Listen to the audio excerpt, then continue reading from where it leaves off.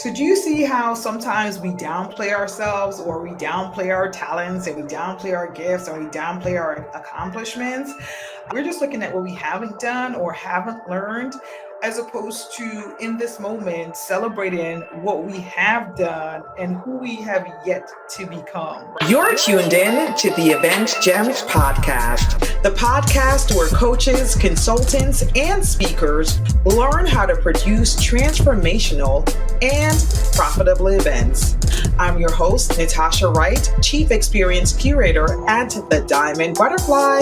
Join me and other industry experts as we teach you how to maximize the power of your next brand building event. Time to drop those gems. Let's fly. Hey Trailblazers, welcome to another episode of Event Gems.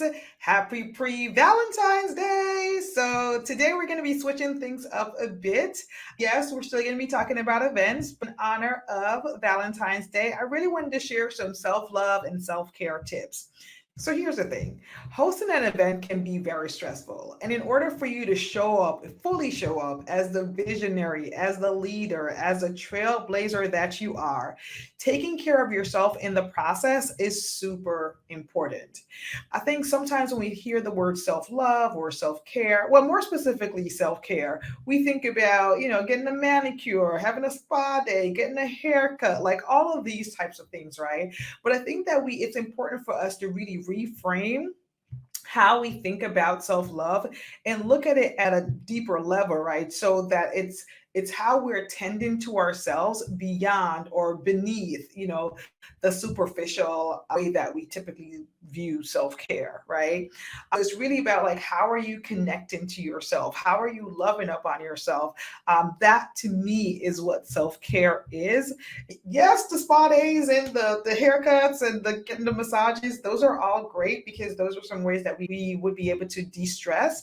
But to me, true self-care is really, taking things down a notch on a deeper level, right? So as a business owner and as a friend or as a spouse, sometimes it's hard for us to really find those sacred moments for us. So it's super important for us to start building in those times for us to just tap in with ourselves, right? And connect with who we are. So I saw this quote that says, discipline is the highest form of self-love. Discipline is the highest form of self-love. And I'm not sure who the original person was who said this, but when I was researching online, I found a quote from Raphael Rowley that says, discipline is one of the highest, if not the highest form of self-love.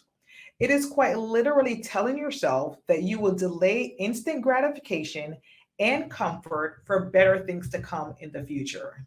Discipline is trusting yourself by doing what you said you're going to do, by aligning your actions to your thoughts, from thinking to doing to being.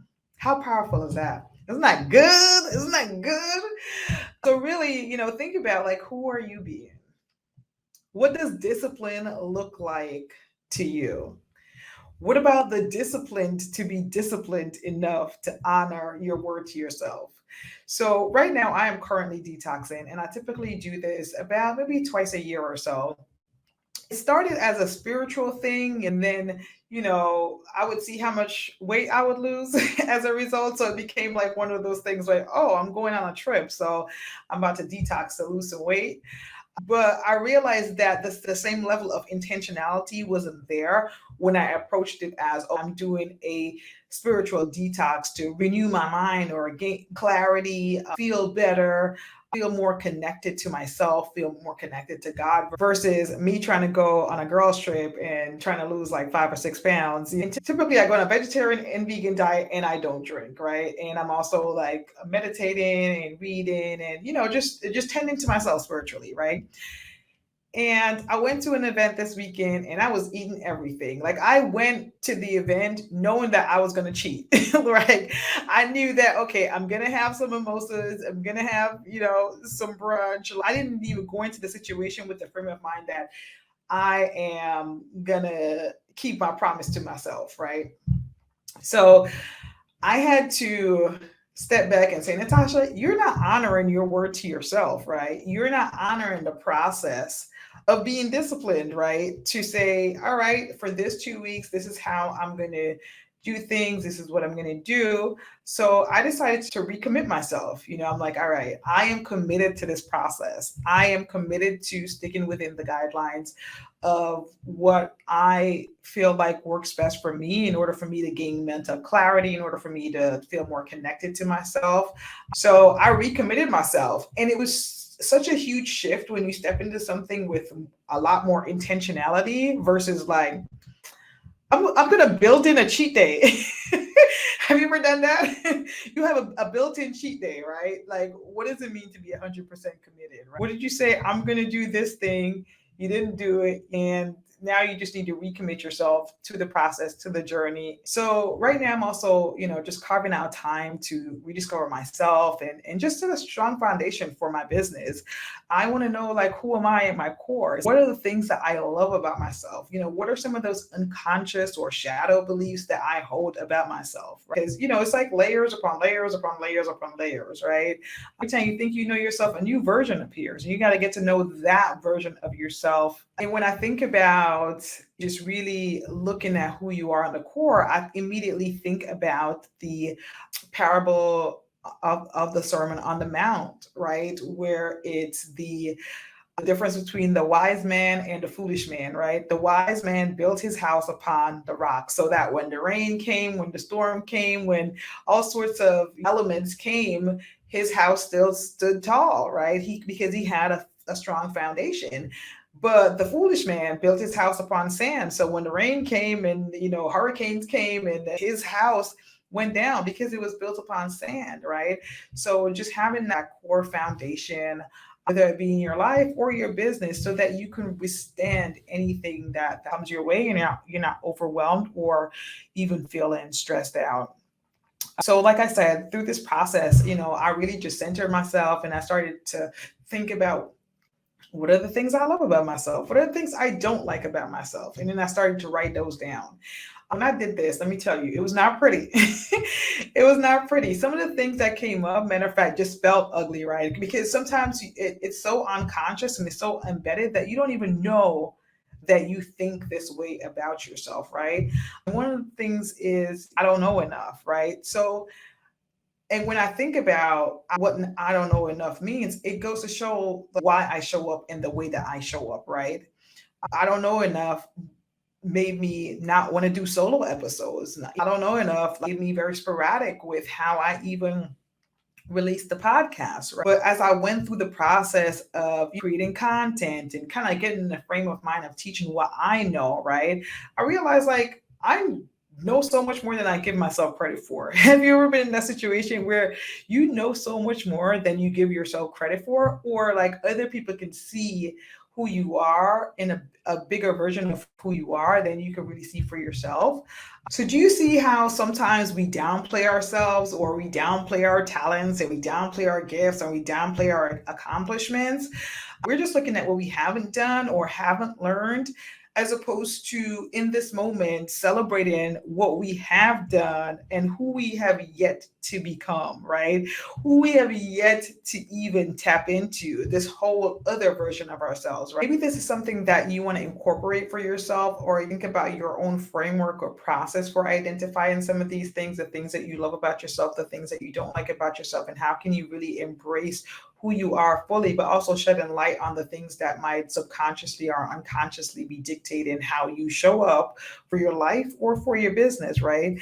And so think about you now having this solid foundation from where you can host your event. Right? You've already been doing the work to tap into who you are, to build that core foundation, to overcome some of those subconscious or unconscious beliefs that you might have about yourself or have about other people. And so this sets a foundation for you stepping into your event and bossing up. Because think about it, these subconscious beliefs can be magnified at your events or in moments where things aren't necessarily going the way that you planned. Like these things could be magnified. So it's good for us to start thinking about how we're laying the core foundation for our personal lives, spiritual lives, before we get into hosting an event. Or if you've hosted an event before, then you understand the dynamic of how important this is. And so it might be something that you want to continue to cultivate. So, what are you going to do before your event? Before your event, first of all, you want to make sure that you are setting the intention, right? You're setting the intent in a similar way that I talked about me, the shift that I had was setting the intention for my 2 week detox. You want to set that same intention for your event. Like really tap into and visualize what your event looks like, what it feels like, how are attendees interacting with each other, how are speakers interacting with each other, what is the vibe that is there, right? Envision those things, visualize those things, set the intention that that is a type of culture and community that you want to cultivate, and that's what it's going to be. And then from there you kind of build the event universe, I guess I'll call it the event universe, around like what this vision is that you see in your mind's eye. So during the event, you want to make sure that before the event starts, you meditate or you pray, whatever your practice, your morning practice is, but taking that time for yourself, because you're going to be going into this event and you're going to be connecting with so many other people and so many different energies. So you want to make sure that find that time to just really center yourself before you get into that space. And if you're an introvert, then sometimes being around a lot of people for an extended period of time can be draining. So you want to get into a place where you feel plugged in and energized to really step into that space. You also want to make sure that you're building in breaks within your agenda so that you can really honor your needs. Or if it's not even built into the agenda, if you feel that there is a moment where maybe you were supposed to go 15 minutes longer in your talk and you're feeling like, I don't think I can make it that 15 minutes. You want to make sure that you're communicating that with your team. And then, so maybe that means that you go to break or lunch is extended, something like that. But just making sure that you honor your needs and don't feel like you need to push through or burrow through, right? Because at the end of the day, you want to make sure that you are in the optimal space. So take those necessary breaks, be gentle and be non-judgmental about yourself that you felt like you needed to have that downtime. Slowing down is a part of self-care. And as long as you communicate that with your team around you, then everyone will rise up to support you and help you meet your needs, right? But you got to be able to communicate that. The next thing is, really listening to your internal dialogue. Our internal dialogue will try to knock us off center, right? And not make us be our best. So maybe beforehand, you want to have some affirmations that you're going to recite to yourself throughout the day. So creating that affirmation that is going to be your guide throughout the event. If something happens, you're saying all things are working out for my good.